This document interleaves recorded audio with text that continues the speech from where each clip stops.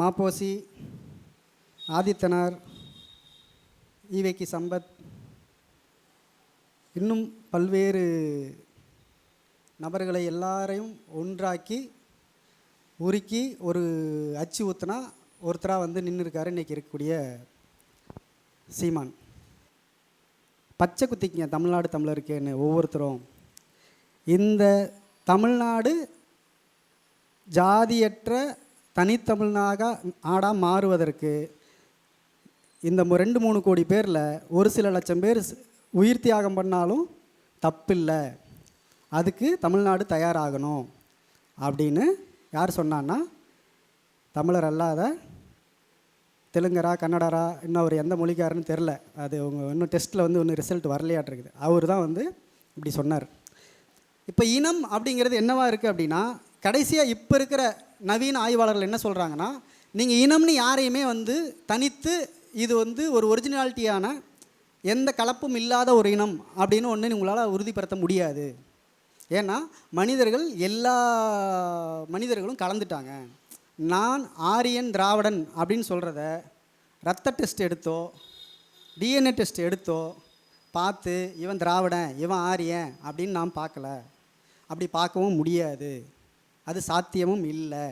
ஆனால் அங்கே எங்கேயுமே ஒரு வழிபாட்டு தலமோ ஒரு மதம் சம்மந்தப்பட்ட தடயங்களோ எதுவுமே வந்து இது வரைக்கும் கிடைக்கல. நம்ம ஆரியத்தையே பொய்ன்னு சொல்லிடலாம், பொய்ன்னு மட்டும் சொல்ல வேண்டாம், அதை உருவாக்குனதை இவங்க தான் சொல்லிடலாம் அப்படின்னு ஒரு எண்ணத்தை வந்து திராவிடர்கள் தான் ஒரு ஆரியங்கிற மாயையை வந்து உருவாக்கி நம்ம மேலே வந்து ஒரு பூச்சாண்டி காட்டிக்கிட்டு இருக்கிறாங்கிறத இவங்க வந்து சொல்கிறாங்க. இந்தியாவுக்கு வந்திருக்காங்க. அந்த யாத்ரீகர்கள் வந்து இந்தியாவை குறிப்பிடுறதுக்கும் இந்தியாவில் இருக்கிற பழங்குடிகளை குறிப்பிடுறதுக்கும் குறிப்பாக தென்னிந்தியர்களை குறிப்பிடுறதுக்கு அவங்க வந்து பயன்படுத்தின சொல் வந்து தமிழ் அப்படிங்கிற அந்த சொல்லை அவங்க உச்சரிக்க தெரியாமையோ அல்லது அன்றைக்கு இருந்த சொல் வடிவமாகவோ திராவிட இப்படி நிறைய வெவ்வேறு வடிவங்களில் அதை உச்சரிச்சிருக்காங்க. எப்பொழுதும் இல்லாதது போல் இன்றைய சூழல் வரலாறு நெடுக திராவிட இயக்கம் தமிழினம் பல்வேறு நெருக்கடிகளையும் பல்வேறு சிக்கல்களையும் கடந்து இன்றைய இந்த நிலைமைக்கு நாம் வந்து சேர்ந்திருக்கிறோம். நம்ம ராமாயண காலத்திலேருந்து எடுத்துக்கிட்டோம்னா ராவணனை காட்டி கொடுத்தது யாருன்னு பார்த்திங்கன்னா அவங்களுடைய ஒரு சொந்த தம்பி தான் காட்டி கொடுப்பார். இது வந்து நம்ம இனத்துக்கு உள்ள ஆன்மீகவாதிகள் சொல்கிறது போல் ஒரு சாபக்கேடு அப்படின்னு சொல்லுவாங்க. அந்த மாதிரி நம்ம இனத்தில் எப்பயுமே எதிரிகளோடு கைகோர்த்து நம்மவர்களே நமக்கு வந்து துரோகம் செய்து அதன் பொருட்டே நாம் வந்து வீழ்கிறோம். பல்வேறு காலகட்டங்களில் நாம் வீழ்ச்சி அடைகிறதுக்கான காரணமே வந்து துரோகத்தால் தான். எதிரிகளால், நேர்மையான எதிரிகளால் நம்மளை வந்து எப்பயுமே வீழ்த்த முடியாது. துரோகிகளுடைய துணை கொண்டு தான் எதிரிகள் வந்து நம்ம பல்வேறு காலகட்டங்களில் வீழ்த்தி இருக்கிறாங்கிறது நமக்கான வரலாறு. இதையெல்லாம் பேசும்போது தான் இன்றைக்கி திராவிட இயக்கம், மாப்போசி, ஆதித்தனார், ஈவேக்கி சம்பத், இன்னும் பல்வேறு நபர்களை எல்லாரையும் ஒன்றாக்கி உருக்கி ஒரு அச்சு ஊற்றுனா ஒருத்தராக வந்து நின்று இருக்காரு இன்றைக்கி இருக்கக்கூடிய சீமான், மரியாதைக்குரிய சீமான் அவர்கள். அவர் வந்து மேலும் நம்மளை கொஞ்சம் சுறுசுறுப்பாக்கி,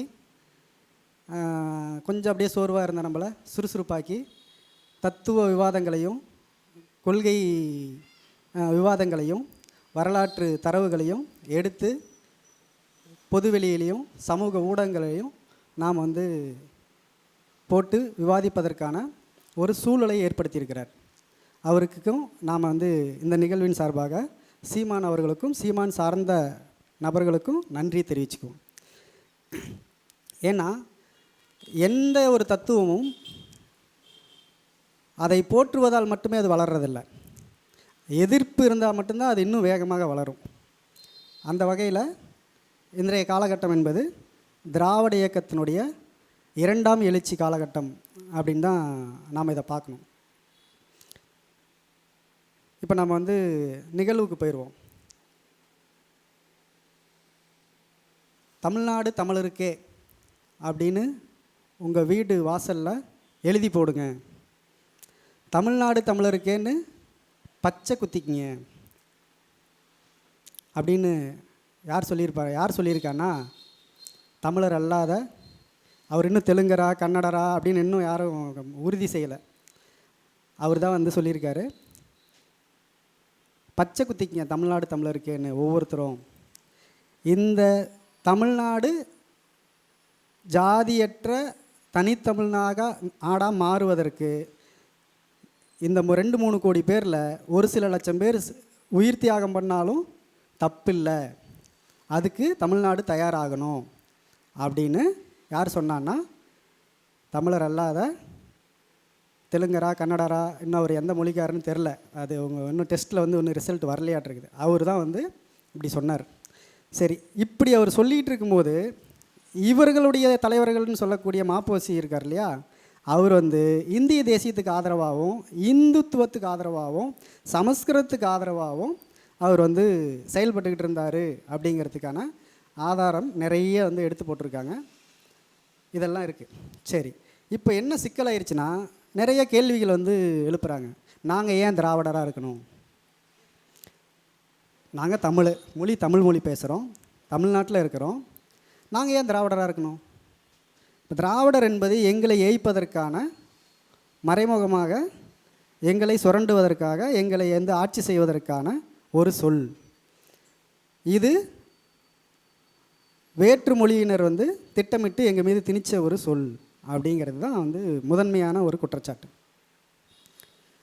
அப்போது தமிழினம், தமிழர்களுக்கான ஒரு நாடு, தமிழ் மொழி பேசக்கூடிய தமிழர்கள், வேற்று மொழி பேசுகிறவங்க வேறு மொழிக்காரர்கள், இப்படியான ஒரு விஷயத்தில் வந்து ஒரு குழப்பம் இருக்குது. யார் தமிழர்? தமிழ் இனம்ங்கிறது சரியா, இல்லை திராவிட இனம்னு சொல்கிறாங்களே அது சரியா?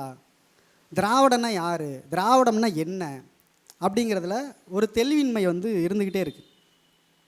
அதன் பொருட்டே வந்து இந்த நிகழ்ச்சி வந்து நம்ம ஏற்பாடு பண்ணியிருக்கோம். இப்போது இனம் அப்படிங்கிறத மட்டும் நம்ம முதல்ல எடுத்துக்குவோம். அதில் வந்து பார்த்திங்கன்னா இனம், மொழி, நாடு அப்படின்னு இருக்குது. இப்போ இனம் அப்படின்னு எடுத்துக்குவோம். மனித இனம் வந்து 35 லட்சம் வருடங்க ஆச்சு விலங்கிலிருந்து மனிதர்கள் வந்து பரிணமித்து வர்ற துவங்கின அந்த காலகட்டம் 35 லட்சம் ஆண்டுகள் அப்படின்னு மானுடவியல் ஆய்வாளர்கள் வந்து சொல்கிறாங்க. அந்த 35 லட்சம் ஆண்டுகளில் இப்போ நாம் இருக்கக்கூடிய இந்த இனம் வந்து ஹோமோசேப்பியன்ஸ் அப்படின்ற ஒரு வகையை சார்ந்த நம்ம தான் வந்து ஹோமோசேப்பியன்ஸ். இதுக்கு முன்னாடி நியாண்டர்தல் என்று ஒரு 11 வகையான மனித இனம் வந்து இந்த பூமியில் இருந்திருக்கு. அந்த 11 வகையான மனித இனம் அழிந்து கடைசியாக இன்றைக்கி மிச்சம் இருக்கக்கூடிய இந்த மனித இனம் வந்து ஹோமோசேப்பியன்ஸ் அப்படின்னு சொல்கிறாங்க. இந்த மனித இனம் எங்கே தோன்றுச்சு, பூமியில் எப்படி பரிணமித்தது? குரங்கினுடைய தொடர்ச்சியாக, குரங்கு குட்டி போட்டு மனிதன் வரல, அது நிறைய பேர் தப்பாக புரிஞ்சுருக்காங்க. குரங்கு குட்டி போட்டுச்சு, அது மனித குட்டியை போட்டுருச்சு அப்படின்னு நினைக்கிறேன். அது இல்லை. ஒரு மரம், ஒரு தாய் மரம் ஒரு இருக்குது அப்படின்னா அதில் நிறைய கிளைகள் போகுது இல்லையா, அந்த கிளைகளில் ஒரு கிளை தான் மனித கிளை. இதில் வந்து சிம்பான்சி குரங்கு, காட்ஜில்லா குரங்கு, இப்படி ஒவ்வொன்றும் ஒவ்வொரு கிளை. அதில் ஒரு கிளை வந்து இன்றைக்கி இருக்கக்கூடிய இந்த ஹோமோசேப்பியன்ஸ்ன்னு சொல்லக்கூடிய இந்த மனித குரங்கு, மனிதராக பரிணமித்த அந்த குரங்கு வகை. அப்படி பரிணமித்த இந்த மனித இனம் எங்கே பூமியில் முதல்ல வந்து பரிணமித்தது, எங்கே வந்து உருவாச்சு அப்படிங்கிறதுல ஆய்வாளர்கள் என்ன சொல்கிறாங்க அப்படின்னா, ஆப்பிரிக்கா கண்டம் தான் வந்து மனித இனம் மட்டுமல்ல, உயிரினங்களுடைய இதே வந்து ஆப்பிரிக்கா கண்டம் தான், மூலம் வந்து ஆப்பிரிக்கா கண்டம் அப்படின்னு கிட்டத்தட்ட பெரும்பான்மையான ஆய்வாளர்கள் வந்து ஆப்பிரிக்கா கண்டத்தினுடைய அந்த ஃபார்முலாவை தான் வந்து முன்வைக்கிறாங்க. அப்புறம் இன்னும் சில பேர் என்ன சொல்கிறாங்கன்னா, இல்லை, பூமியில் பல்வேறு இடங்களில் உயிரினங்கள் தோன்றுவதற்கு சாத்தியமுள்ள இடங்கள்லாம் உயிரினங்கள் தோன்றுச்சு, அதிலிருந்து மனிதர்கள் வந்து ஆங்காங்கே தோன்றினாங்க. ஆப்பிரிக்காவில் மட்டுமல்லாமல் பல்வேறு கண்டங்களில் பல்வேறு நாடுகளில் மனிதர்கள் வந்து பரிணமித்து வந்தாங்க அப்படின்னு ஒரு கோட்பாடையும் முன்வைக்கிறாங்க.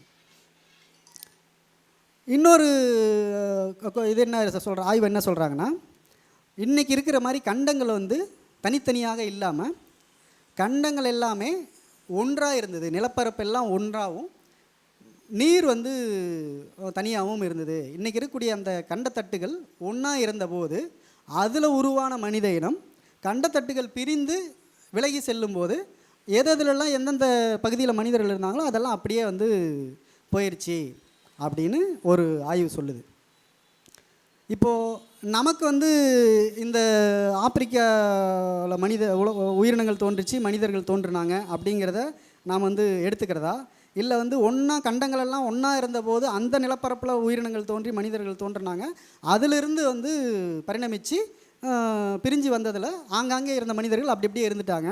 இவங்கெல்லாம் அந்தந்த நிலத்திற்கேற்ப, அந்த தட்பவெப்பத்திற்கேற்ப, அன்றைய அந்த சூழலுக்கு ஏற்ப அவங்களுடைய உடல் அமைப்பு, அவங்களுடைய தோற்றம், அவங்களுடைய இது எல்லாமே வந்து அந்த நில அமைப்புக்கு ஏற்ப வந்து மாறிடுச்சு அப்படிங்கிறத ஏற்றுக்கிறதா அப்படின்னா, நாம் கொஞ்சம் சிந்திச்சு பார்த்தோம்னா நமக்கு வந்து ஒரு சில சின்ன சின்ன விஷயங்கள் நமக்கு வந்து புரிய வரும்.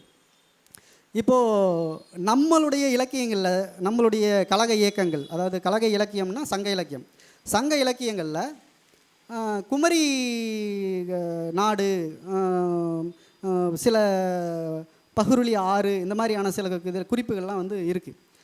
அது எங்கே இருக்குது, அந்த குமரி நாடு எங்கே இருக்குது, குமரி நாடு இருந்ததுக்கான இடங்கள் எங்கே அப்படின்னா, நம்ம தமிழ் ஆர்வலர்களுடைய ஆய்வு, அல்லது ஆய்வுன்னு சொல்கிறத விட ஆர்வம்னு சொல்லலாம். அவங்க என்ன சொல்கிறாங்கன்னா, குமரி கண்டம்னு ஒன்று இருந்தது, அது லெமூரியா கண்டம். ஒரு ஆங்கிலேயர் வந்து அந்த லெமூரியா கண்டங்கிறத முதல்ல வந்து முன் வச்சார். அவர் ஏன் அந்த லெமூரியா கண்டங்கிறத ஏன் முன் வச்சார்னா, அது வந்து ஒரு லெமூர்னு ஒரு குரங்கினம் இருக்குது. அந்த லெமூர்னு ஒரு குரங்கினம் வந்து பார்த்திங்கன்னா ஆஸ்திரேலியாவில், மடகாஸ்கரில், இந்தியாவில் அந்த குரங்கினம் இருக்குது. அதை வந்து அவர் ஆய்வு பண்ணிட்டு என்ன சொல்கிறாருன்னா, கிட்டத்தட்ட பல ஆயிரம் கிலோமீட்டர் தூரத்தில் இருக்கக்கூடிய இந்த நாடுகளில் இந்த குரங்கினம் எப்படி ஒரே மாதிரி இருக்க முடியும்? அப்போது இந்த கடற்பகுதியில் ஒரு நிலப்பரப்பு ஒன்றா இதை இணைக்கிற மாதிரி ஒரு நிலப்பரப்பு முன்னாடி இருந்திருக்கணும், அது கடல் கோளால் மூழ்கி இருக்கணும், அதனால தான் இந்த குரங்கினம் மட்டும் இந்த நாடுகள்லாம் ஒன்றா இருக்குது, ஒரே மாதிரி இருக்குது அப்படிங்கிற ஒரு கான்செப்டை சொல்லி அதுக்கு லெமூரியா கண்டம், லெமூர் அப்படிங்கிற அந்த குரங்கு பேர்லேயே லெமூரியா கண்டம் அப்படின்னு ஒரு கண்டத்தை வந்து சொன்னார்.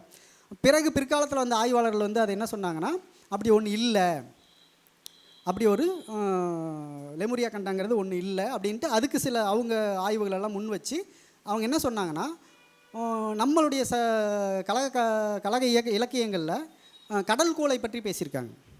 அதாவது நம்ம சுனாமின்னு சொல்கிறோம் இல்லையா, இந்த சுனாமியை பற்றி நம்ம சங்க இலக்கியங்களில் பேசியிருக்காங்க. அதுக்கு வந்து ஒரு ஆய்வு வந்து என்ன சொல்லுதுன்னா, ஒரு 6000 ஆண்டுகளுக்கு முன்பு, ஒரு 5000 6000 ஆண்டுகளுக்கு முன்பு ஒரு பெரிய ஒரு விண்கல் வந்து இந்த ஆஸ்திரேலியாவுக்கும் இந்தியாவுக்கும் இடையில் உள்ள கடலில் வந்து விழுந்ததாகவும், அந்த விண்கல்லால் ஏற்பட்ட சேதங்கள் வந்து பார்த்திங்கன்னா இந்த நாடுகள், அந்த கடலை சுற்றி இருக்கக்கூடிய நாடுகளில் நிறைய நகரங்கள், நிறைய மனிதர்கள் வந்து பெரிய ஒரு பாதிப்புக்குள்ளானாங்க. அந்த இதில் பாதிப்புக்குள்ளான அந்த ஒரு செய்தியை தான் நம்ம இலக்கியங்களில் வந்து பதிவு பண்ணியிருக்காங்க. கடல் கோளால் வந்து நம்ம வந்து முதல் சங்கம் இருந்த இதை வந்து நம்ம இழந்துட்டோம்,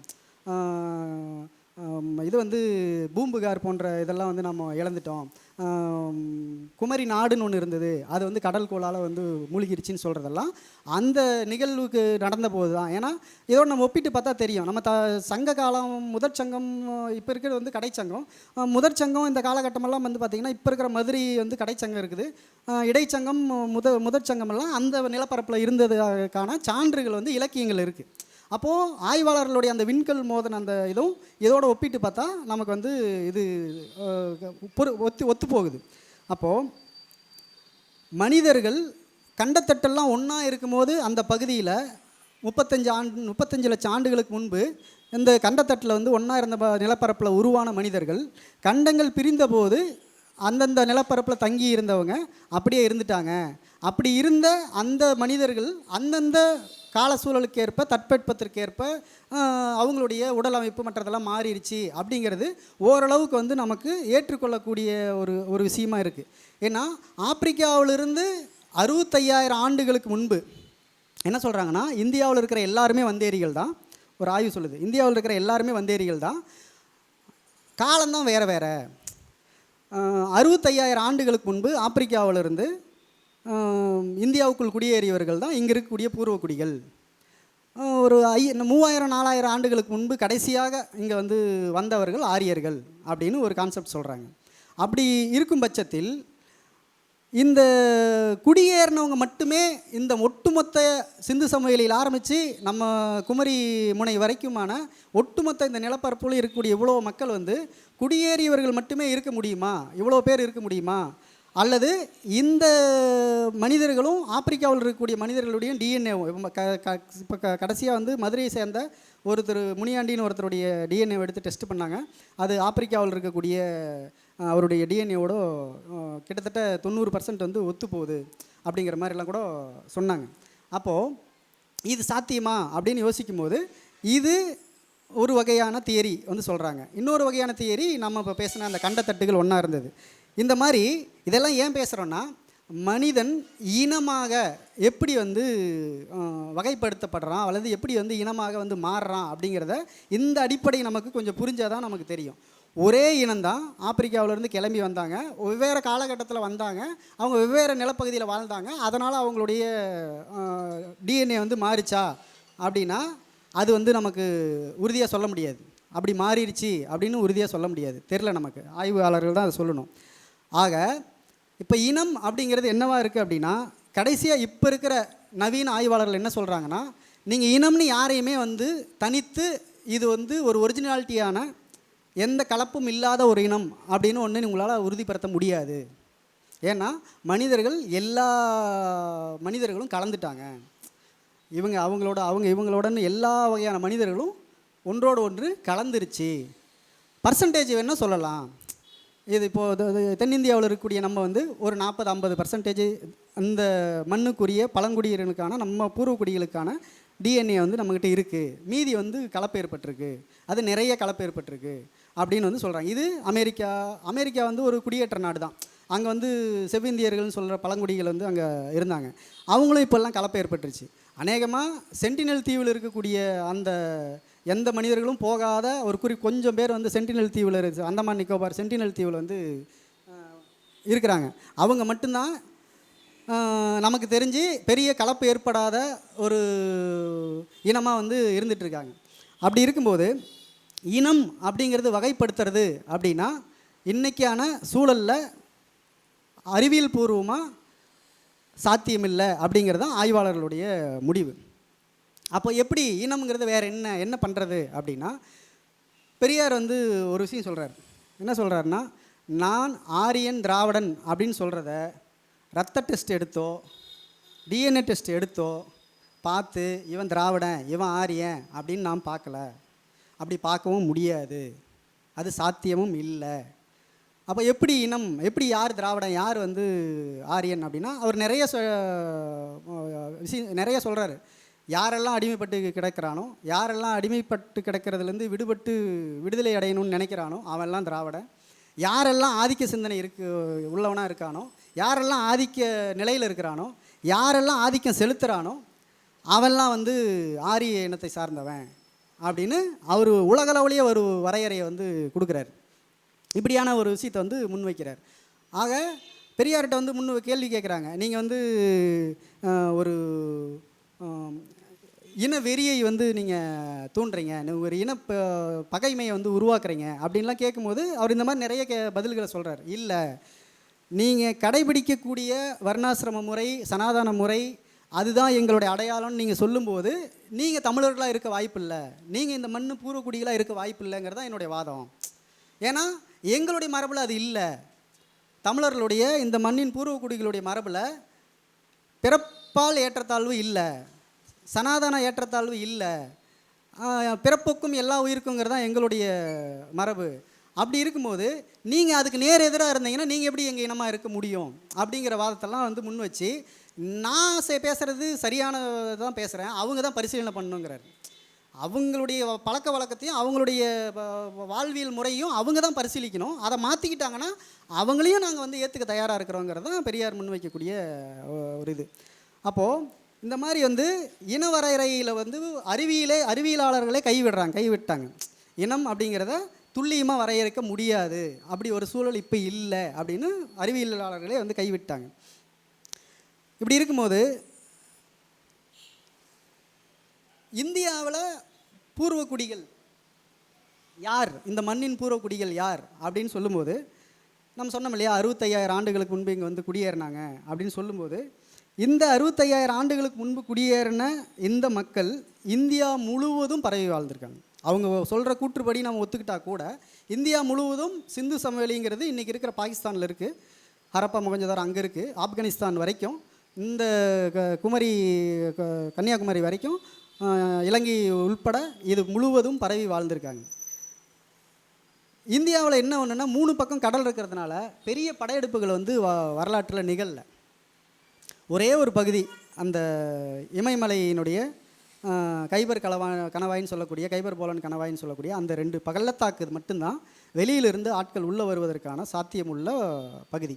அந்த பகுதியின் ஊடாக தான் ஒரு 3000 ஆண்டுகளுக்கு முன்பு ஆரியர்கள் வந்து ஆடு மாடு ஓட்டி, ஏன்னா அவங்க ஈரான் ஈராக் பகுதி, அந்த பகுதி வந்து ரொம்ப வறண்ட பாலைவன பகுதிகள் அதிகமாக இருக்கிற பகுதியாக இருக்கிறதுனால மேய்ச்சல் நிலம் தேடி இங்கே வந்து வந்ததாக வரலாற்று ஆய்வாளர்கள் வந்து குறிப்பிட்றாங்க.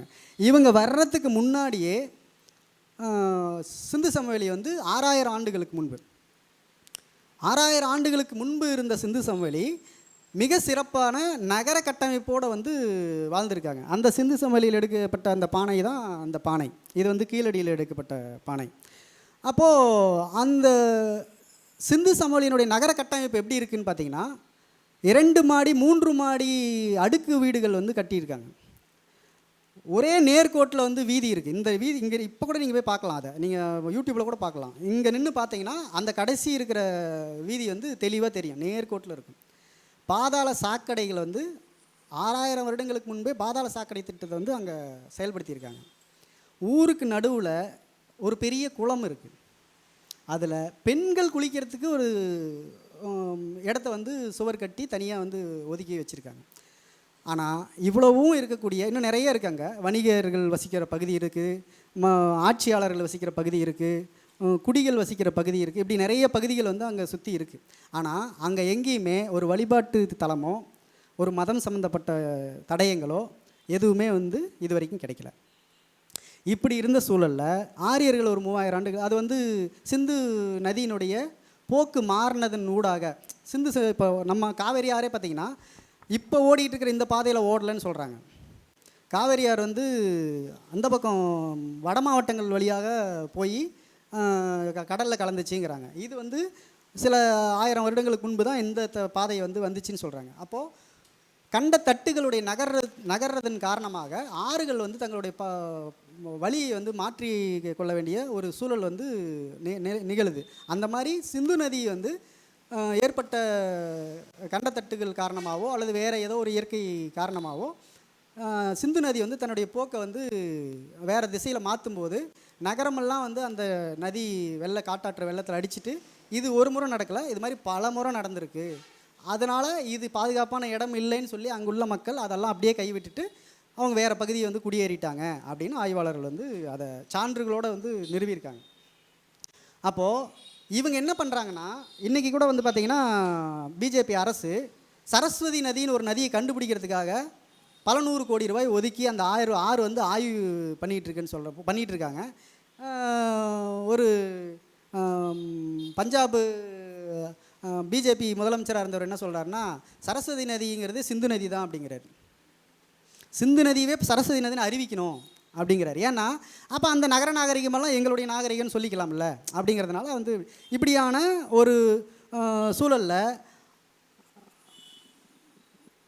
மார்க்ஸ் முல்லர்னு ஒருத்தர் வந்து 1852 நினைக்கிறேன் கரெக்டாக அந்த ஆண்டு, அவர் வந்து என்ன பண்ணுறாருன்னா ஐரோப்பிய மொழிகள், ஆங்கிலம், லத்தீனு, கிரேக்கம், இந்த மொழிகள் தான் உலகத்தில் பெரிய ஒரு ஆய்வுக்குரிய அறிவியல் சார்ந்து பல்வேறு காரணங்களால் இருக்கும்போது அவர் இங்கே வந்து என்ன பண்ணுறாருன்னா ஆரிய மொழியான சமஸ்கிருதம் இந்த மொழிகளை வந்து ஆய்வு பண்ணி இந்த எல்லாத்தையும் வந்து அவர் ஆங்கிலத்துலேயும் இதுலேயும் வந்து மொழிபெயர்க்கும் போது இது புதுசாக இருக்குது. அவங்களுக்கு புதுசாக இருக்கும்போது ஆரியர்கள் தான் இந்த மண்ணின் பூர்வக்குடிகள், இங்கே பழங்குடிகள் வாழ்ந்தாங்க, நாகரிகமற்ற ஆதிவாசிகள் இங்கே வாழ்ந்துட்டு இருந்தாங்க, இவங்க வந்து தான் அவங்களுக்கு நாகரிகத்தையே கற்றுக் கொடுத்தாங்க, ஆரியர்களுக்கு கற்றுக் கொடுத்தாங்க. இப்படியான ஒரு ஆய்வுகள் எல்லாம் வந்து அன்றைய மார்க்ஸ் முல்லர் காலகட்டத்தில் வந்து முன்வைக்கும் போது இங்கே உள்ள பார்ப்பனர்கள் மற்றவங்க எல்லாம் ரொம்ப உற்சாகமடைந்து அவரை தலையில் தூக்கி வச்சு கொண்டாடுறதெல்லாம் வந்து நடக்குது. இந்த மாதிரியான சூழலில் கால்டுவெல் அடுத்த கட்டம் கால்டுவெல் வரார். கால்டுவெல் வந்து இந்த மொழிகளை எல்லாம் ஆய்வு பண்ணுறார். மொழிகளை ஆய்வு பண்ணும்போது அவருக்கு என்ன தெரியுதுன்னா, இந்த இந்தியாவில் உள்ள பெரும்பான்மையான மொழிகள் வந்து சமஸ்கிருதத்துக்கும் இதுக்கு சம்மந்தமே இல்லை. அதனுடைய உயிர்மை கட்டமைப்பு வேறு, இதனுடைய உயிர்மை கட்டமைப்பு வேறு, இந்த மொழி கட்டமைப்பே வேறு, இது சம்மந்தமில்லாத இருக்குது அப்படிங்கிறத ஆய்வு பண்ணும்போது அவருக்கு ஒன்று புரியுது. தொன்மையான தமிழ் உள்ளிட்ட குறிப்பாக தென்னிந்திய மொழிகள், வட இந்தியாவில் மொத்தம் ஒரு 88 மொழிகள் வந்து பட்டியலிடுறாங்க. அதில் ஒரு அதிக மக்கள் பேசக்கூடிய ஒரு 27 மொழிகள் வந்து அதில் இருக்குது. இது எங்கே இருக்குன்னா ஆப்கானிஸ்தான் வரைக்கும் இருக்குது. பாகிஸ்தான், ஆப்கானிஸ்தான் வரைக்கும் அந்த மொழிகள் இருக்குது. இந்த மொழிகள் எல்லாமே ஒரு குடும்பத்தை சார்ந்தது அப்படின்னு சொல்லிட்டு அந்த இனம் வந்து இது வேற இனம், இது வேற இனம்னு சொல்லிட்டு இவர் ஆரியம் வேறு, திராவிட இனம் வேறு, இந்த இனத்துக்கும் இந்த இனத்துக்கும் சம்மந்தமே இல்லை அப்படின்னு சொல்லும்போது இதுக்கப்புறம் தான் தொல்பொருள் ஆய்வு அது இது எல்லாம் வருது. அப்புறம் வேதங்கள் இதில் எல்லாத்தையும் ஆய்வு பண்ணுறாங்க. அவங்க சொல்லக்கூடிய வேதங்களில் இருக்கக்கூடிய இடங்கள், அதுக்கான அந்த இதெல்லாம் வந்து பார்த்திங்கன்னா இந்தியாவிலேயே இல்லை, அது மத்திய ஆசியா கண்டத்தில் இருக்குது இந்த பகுதிகள்லாம் அப்படிங்கிறத ஆய்வாளர்கள் வந்து கண்டுபிடிக்கிறாங்க.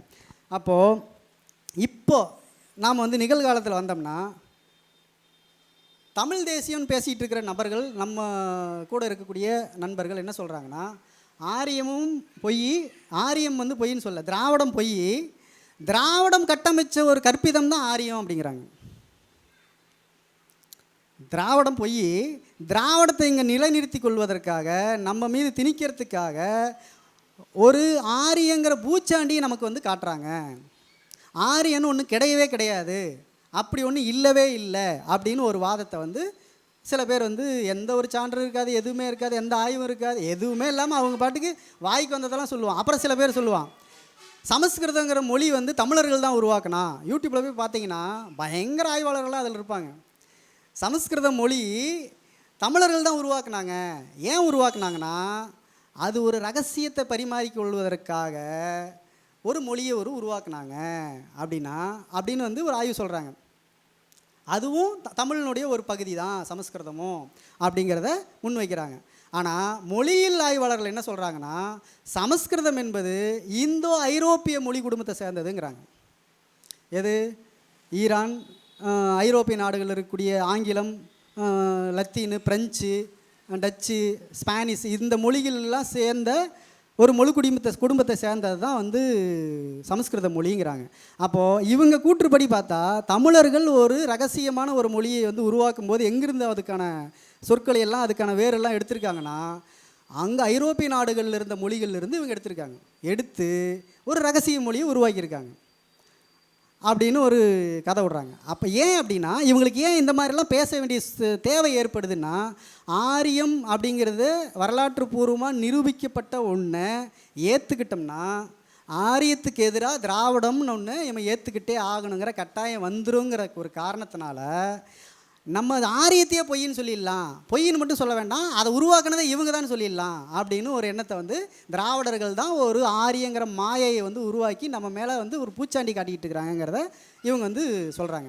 சரி, அப்போ சமஸ்கிருதம்னு ஒரு மொழி இருக்கேப்பா, அவன் தான் கோயிலுக்குள்ளே வந்து தமிழே விடமாட்டேங்கிறானே, கோயிலில் வந்து நம்மளை வந்து தமிழ் வந்தால் நீசபாசங்கிறானே, இதெல்லாம் என்னப்பான்னா அது வந்து நாங்கள் தான் உருவாக்கணும், ஆனால் அது எங்களுக்கு தெரியாது அப்படின்னு. நாங்கள் தான் உருவாக்கணும், ஆனால் அது எங்களுக்கு தெரியாது, அவங்களுக்கு தான் தெரியுங்கிற மாதிரி ஒரு காமெடியெல்லாம் வந்து இவங்க பண்ணிக்கிட்டு இருக்கிறாங்க. அப்போது இங்கே